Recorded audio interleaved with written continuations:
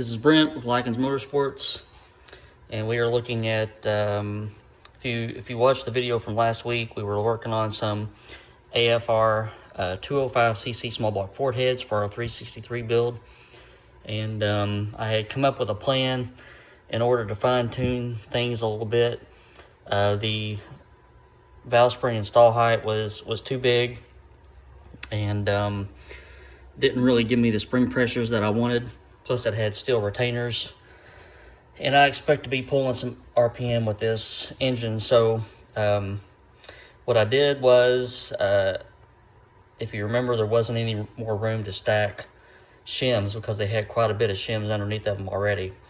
So I was able to get this titanium retainer and a set of pack minus 50 valve locks. So with a ended up using less shims, which was good, and was able to tighten up my install height. So we're about inch 870 plus or minus a few on all of them, which brings my seat pressure up to 250 pounds, and my open pressure was like 615. So I feel a lot more comfortable with that. The cam is a little bit more aggressive on the lobe than some. And even though our valves are pretty light, I just wanted a little extra spring pressure, especially on the seat, because the seat pressure is what keeps stuff from bouncing around. So I also, in the midst of all this, cleaned the heads and hand lapped all the valves, and double checked all of our install heights and adjusted those as needed. Got some assembly lube on the valve stems now, and everything is doing okay. The chamber was just a little bit undersized as compared to advertised, but that was in our favor. But yeah, so heads are completed. I left the outer springs off of these two valves because I plan on using these two guys to check for push rod length later. But for right now, we're going to come back to our short block. We do have the timing cover and the oil pan on it.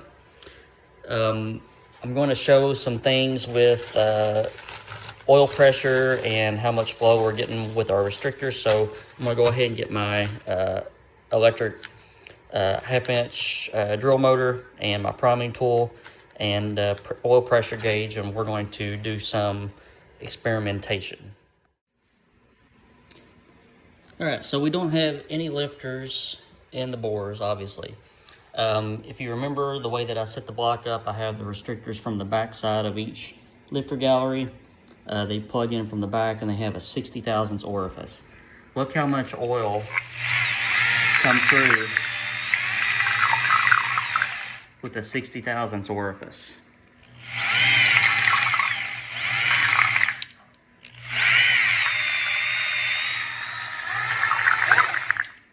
So, tremendous amount of oil, and with just a little bit of juice, I can get, I could get 50 PSI if I wanted to. So that goes to show you how much oil just a little tiny hole will flow. So I'm going to put our lifters in next, and we're going to check a couple of things. First of all, I want to see if I get any oil. I'm going to put them in dry, and that's just a temporary thing. And I just want to make sure that I'm getting oil up through the push rod seat of the lifter, because in some instances, the lifter hole is not connected as well as it should be to the oil band on the lifter. So you don't get a lot of oil up to the push rod. So if I put them in dry and prime the pump, then I can make sure that I'm getting enough oil. Here's the lifters that we're going to be using. These are Crower, what they call their I guess it would be pronounced Hippo, HIPPO, high pressure oil to the lifters, or to the needle bearings.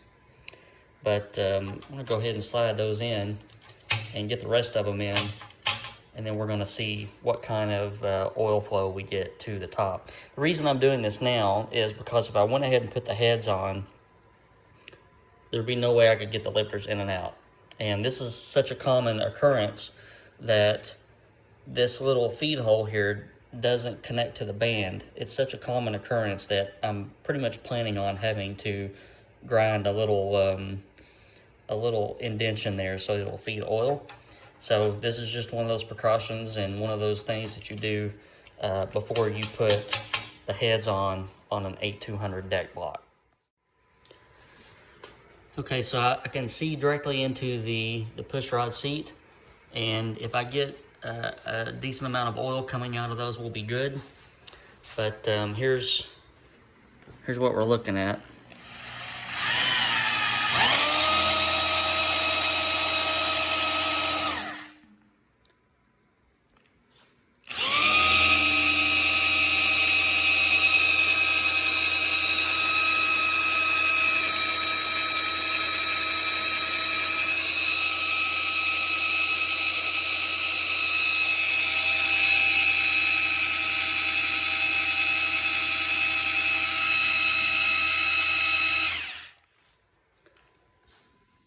I am pretty comfortable with that, so I don't think that I'm gonna have to do any grinding. That looks like it was passing enough oil to get it up to the push rods and to the rocker arms, which is the main concern. I do have a high pressure spring in this pump, so we got a lot of oil pressure, which is good, and that will, when the oil gets nice and hot, we will still have a lot of oil pressure, which is good. So the next plan of action, since the lifters do what they're supposed to do, I'm gonna pull them out and soak them really good in oil. And I'm gonna roll through some rotation. I already see which might be a problem here with clearance. I've got a ratchet. Haha. This is why we do mock-ups with the intake and with the heads off, because that obviously will not work. I'm gonna have to do some fine-tuning on that link bar. But yeah, we'll get the lifters out, get them oiled, soaked, and put back in, and then we can get our heads on.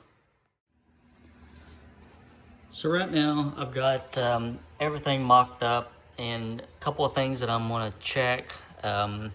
These are Cometic head gaskets, and you always check to make sure the rivet does not impede how flat the gasket surface, or how flat the gasket sits. This tab is well out of the way. This tab is well out of the way, and again, this one is well out of the way. So I purposely left the outer springs off so I could have a little bit of spring pressure that gives me a good witness mark on my valve tip. And right now we're measuring for push rod length. I've got a 50 thousandths wide mark so far, and what I've done is I've set up my dial indicator on the retainer. This is a 670 thousandths gross lift camshaft, and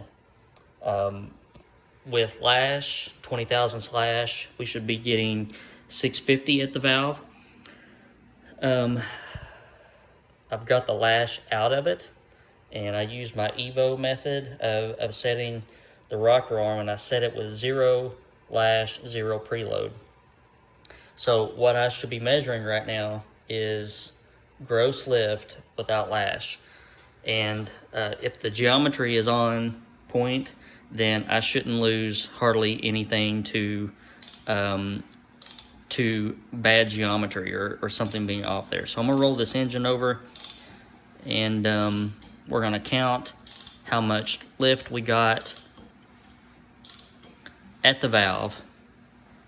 So 1, 2, 3, 4, 5, 6, 640, 650,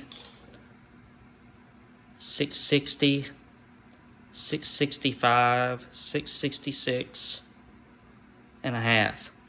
So I'm getting 666 thousandths lift on a 670 thousandths gross lift. So I'm losing somewhere between 3.5 and 4 thousandths lift. Just goes to show you, obviously there's not a lot of spring pressure here. It is just the inner spring by itself. So probably 100 pounds or so, but shows you what good geometry will do and a good rocker arm. So I'm comfortable with this, and when I take this back apart, I'll show you the witness mark that I'm getting, and now I can measure this push rod checker and order up my push rods. And here's what I'm getting. That is just a very, very small wide. You can tell by my fingernail. Let me see if I can not mess my video up and get a good measurement on this.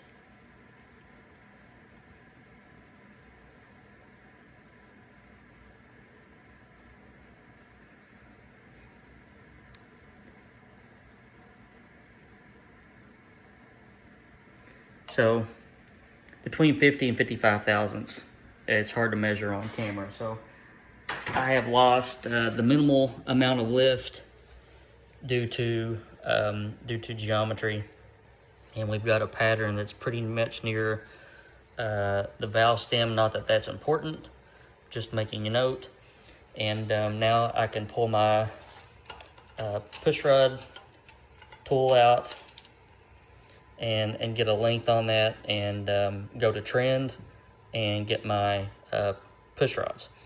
I'm going to use 5/16 120 wall, and my only tip on when you measure for push rods is try to use a checker tool that is I wouldn't say approved, but near the design that the push rods will be.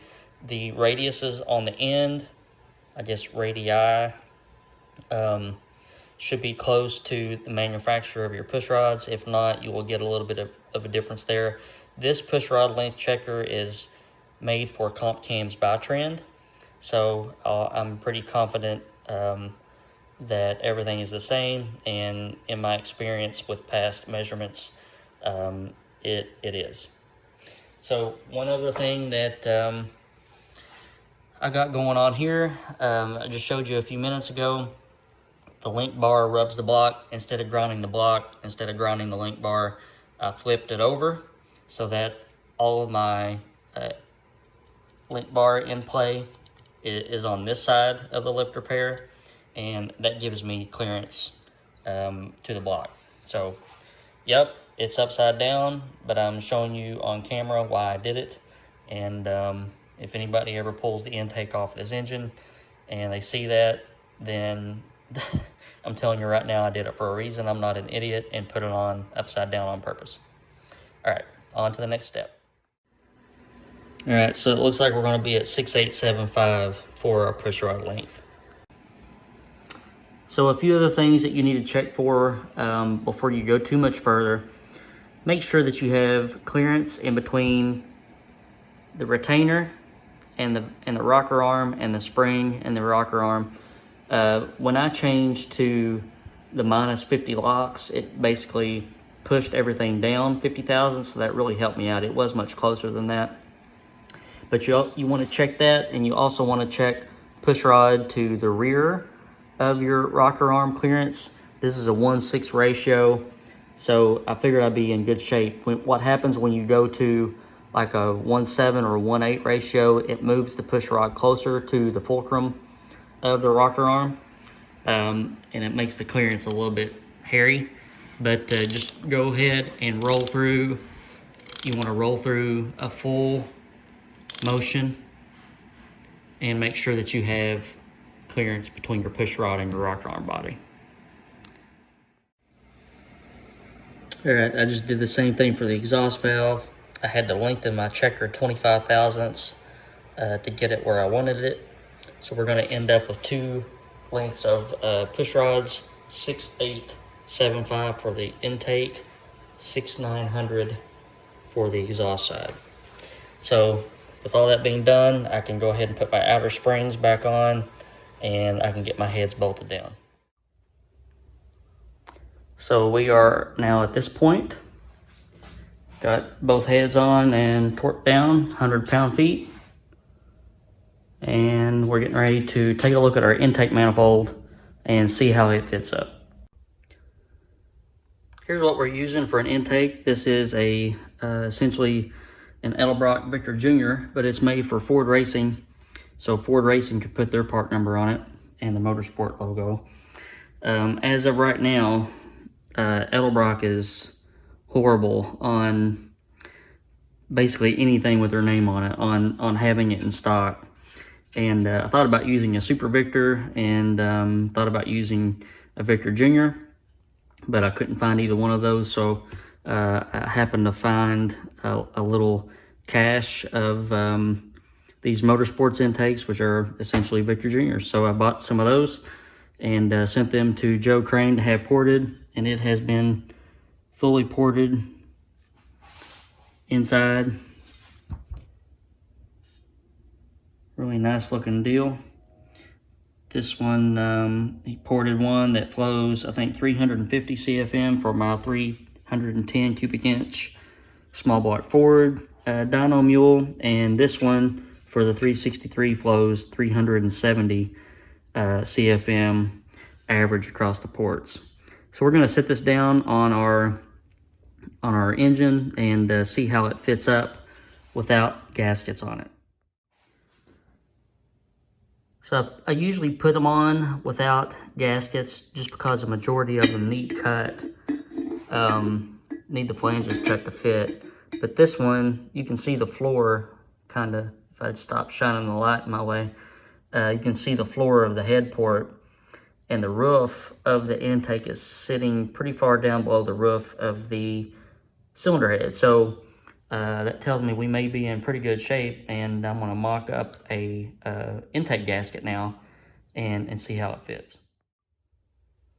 All right, so I was a little bit off. It's actually 380 CFM.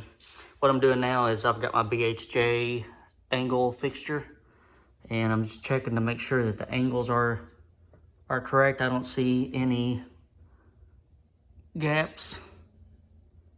So this is a good CNC fixture, just to make sure that it's made to make sure that there's, you know, no incorrect angles on the intake manifold. Okay, before we get our intake on, I went ahead and took time to bolt up our Mazira electric water pump.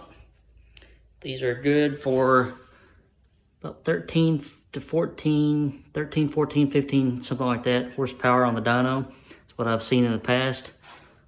So that'll be a nice little bump for us. What I'm going to do next is go ahead and get all my guide plates and rocker arm studs laid out. And I did prime the pump again. I had a rocker arm up here with a push rod and just a mock-up push rod, and got oil, enough oil out of the rocker arm, so we're good there. So I'm going to go ahead and what I usually like to do is put my rocker arm studs and guide plates in and just mock up some push rods with the intake off. That way I can shine my light down and just ensure that we have an adequate amount of clearance in the push rod hole. And then that'll be about the last step before the intake goes on. All right, so the easiest way that I can tell you to do this is just mock up one set of guide plates and rocker arm studs at a time, lubricant on the exhaust stud, thread sealer on the intake stud, because it goes through, you can see here. Let's see if I can, well, I just have to take my word for it that there you go. There's my finger. Ta-da! So the intake studs go through to the intake port, so you just want to seal those off. And then just bring your lifter up on the base circle, and then you can center up. You're basically moving your push rod or your guide plates. You can see it in the background there, but just line up your rocker arm to the valve stem, and then just double check your push rod clearance. If it looks good, then you can snug it down and go on to the next one. Okay, so this is where I am as of right now, and I called Trim to order the push rods. They said that they wouldn't be able to get them for another 2 or 3 weeks, so I called Smith Brothers and they had them on the shelf. So I should have those, if you believe it or not, tomorrow. Chances are I'll have this engine buttoned up by the weekend. And I went ahead and glued my gaskets on, and before the intake goes on, this is just another time to check everything out, make sure everything is where it needs to be. And I'm going to lay down my end rails and set this intake on. I've got all my bolts. These are the intake bolts from alloybolts.com. I've got some grease on them because they're going in aluminum, and I'll get all those going. I looked down a minute ago and saw something sitting on the block before I put that head on, and I was like, that looks like skin. And it was. I shaved a big hunk off my knuckle. But if you don't bleed on them, then I don't think they make as much horsepower, or at least that's what I heard. Alright, so this is where we finish up. Should have push rods tomorrow. I'm going to go ahead and get this video posted so you can be looking that over. And hopefully we can get the push rods and rocker arms in tomorrow, along with recurving the distributor. I think I'm going to lock that out and going over some other little details. But here's where we stand. Should be a bad little mama. Alright guys, stay tuned for more videos. If this is your first viewing, make sure you hit that subscribe button. And as always, I appreciate you watching.